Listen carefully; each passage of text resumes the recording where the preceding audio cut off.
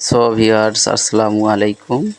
রাব্বি spicy kitchen রান্না শেখার নির্ভরযোগ্য একটি চ্যানেল।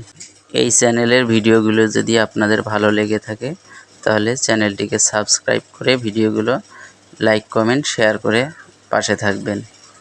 আজকে আপনাদের সঙ্গে শেয়ার করতেছি রেস্টুরেন্টের হালিম রেসিপি। না টেনে পুরো ভিডিওটি দেখুন আর উপভোগ করুন সুন্দর এই রেসিপিটি। হালিম রান্নার জন্য এখানে মুগ ডাল নিয়েছি 3 কেজি মুগ ডাল আমি ভালোভাবে ভেজে নিচ্ছি। পারফেক্ট হালিম রান্নার জন্য মুগ ডালগুলোকে ভালোভাবে ভেজে নিতে হবে। তো দেখতেই পাচ্ছেন আমি মুগ ডালগুলোকে নেড়ে চেড়ে ভালোভাবে ভেজে নিচ্ছি। ভেজে নেওয়ার পর এখানে পরিমাণ মতো পানি দিয়ে দিচ্ছি। দেওয়ার পর এর মধ্যে অ্যাড করে দিচ্ছি হাফ কেজি পরিমাণ মুসুর ডাল এবং ডালের সঙ্গে আমি 200 গ্রাম পোলাওয়ের চাউল একসঙ্গে ধুয়ে আমি অ্যাড করে দিলাম। দেওয়ার পর চুলা জ্বালিয়ে দিয়েছি, দেখতে পাচ্ছেন খড়ির চুলায় রান্নাটা হচ্ছে। তো চুলা জ্বালিয়ে আমি ডালগুলোকে ভালোভাবে সিদ্ধ করে নিব। নেড়ে চেড়ে দেখতে পাচ্ছেন আমি কিছু মশলা অ্যাড করতেছি। হাফ কাপ পরিমাণ দিয়ে দিলাম রসুন বাটা। এরপরে এখানে দিয়ে দিচ্ছি আদা বাটা হাফ কাপ পরিমাণ। দেওয়ার পর এর মধ্যে অ্যাড করে দিচ্ছি গুঁড়ামরিচ 3 চামচ পরিমাণ। এরপরে দিয়ে দিচ্ছি হলুদ গুঁড়ো 2 চামচ পরিমাণ। এর মধ্যে এখন অ্যাড করে দিচ্ছি 250 গ্রাম পরিমাণ পেঁয়াজ কুচি। পেঁয়াজ দেওয়ার পর নেড়ে চেড়ে আমি ভালোভাবে হালিমের ডালটাকে সিদ্ধ করে নিব। দেখতে পাচ্ছেন এখানে রাঁধুনি হালিম মিক্স নিয়েছি আমি 1 প্যাকেট। ডালটা যখন 80% সিদ্ধ হয়ে যাবে তার মধ্যে আমি হালিম মিক্সটি গুলিয়ে আমি দিয়ে দিচ্ছি। হালিম মিক্স দেওয়ার পর আরও 20% ভালোভাবে সিদ্ধ করে নিতে হবে। তো হালিম মিক্সের পরিবর্তে আপনারা গমের গুঁড়াও অ্যাড করতে পারেন। আমি যেহেতু গমের গুঁড়া অ্যাড করব না, এজন্য হালিম মিক্স দিয়ে ডালটাকে ভালোভাবে সিদ্ধ করে নিচ্ছি। দেখতে পাচ্ছেন ডালটা যখন পরিপূর্ণ সিদ্ধ হয়ে যাবে এখন আপনাদেরকে দেখিয়ে দিচ্ছি মাংসটা কিভাবে রান্না করে নেবেন। তো চুলায় কড়াই বসিয়ে আমি তেল দিয়ে দিয়েছি 1 কেজি পরিমাণ। দিয়ে দিচ্ছি 3 কেজি খাসির মাংস। দেওয়ার পর দিয়ে দিচ্ছি 1 কেজি পেঁয়াজ কেটে নিয়েছি স্লাইস করে। দেওয়ার পর মাংসগুলো একটু নেড়ে চেড়ে এর মধ্যে মশলা অ্যাড করব, দেখতে থাকুন। এর মধ্যে এখন আমি অ্যাড করে দিচ্ছি হাফ কাপ পরিমাণ রসুন বাটা, দেখতে পাচ্ছেন। এরপরে এখানে দিয়ে দিচ্ছি আদা বাটা হাফ কাপ পরিমাণ।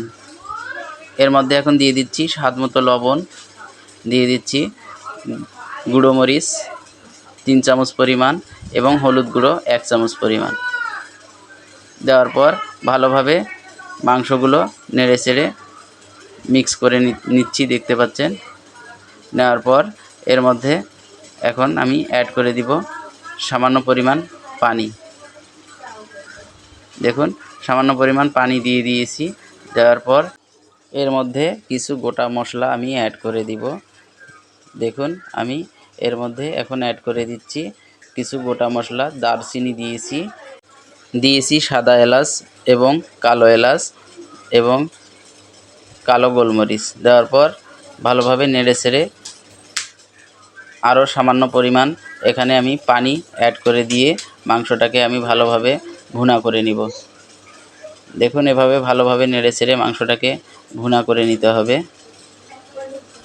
মাংসটা যখন ভালোভাবে ভুনা হয়ে যাবে, দেখতে পাচ্ছেন এরকম যখন ভুনা হয়ে যাবে এর মধ্যে আমি দিয়ে দিচ্ছি রাঁধুনি হালিম মশলা। হালিমের একটা রাঁধুনি প্যাকেট মশলা পাওয়া যায়, সেই মশলাটা আমি অ্যাড করে দিয়েছি। 1 প্যাকেট মশলা আমি মাংসটার মধ্যে অ্যাড করে দিলাম। এর মধ্যে এখন আমি দিয়ে দিচ্ছি জিরার গুঁড়া 2 চামচ পরিমাণ। দিয়ে দিচ্ছি আমাদের সেই সিক্রেট কাবাব মশলা 2 চামচ পরিমাণ এবং দিয়ে দিচ্ছি রাঁধুনি প্যাকেট গরম মশলা 1 চামচ পরিমাণ।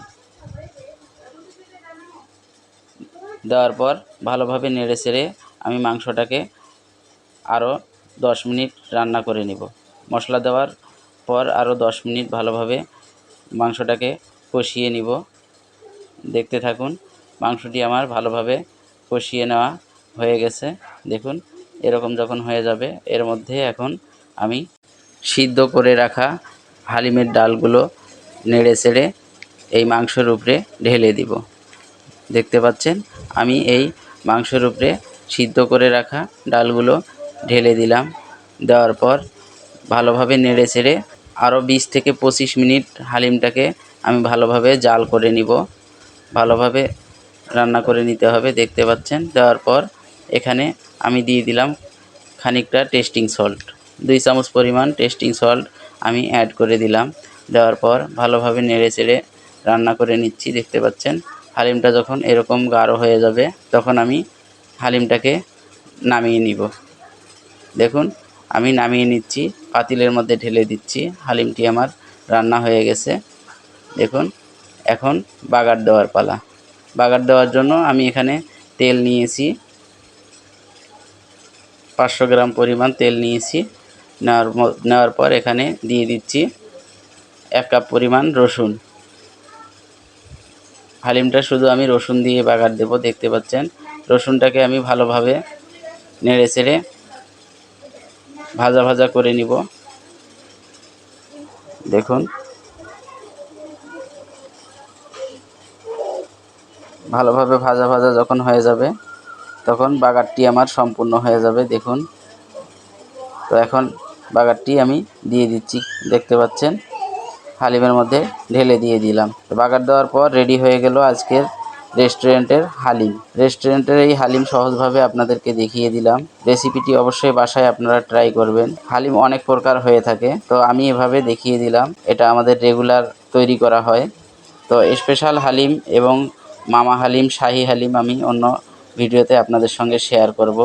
রেসিপিটি যদি আপনাদের ভালো লেগে থাকে লাইক কমেন্ট শেয়ার করে পাশে থাকবেন। ভালো থাকবেন। আসসালামু আলাইকুম।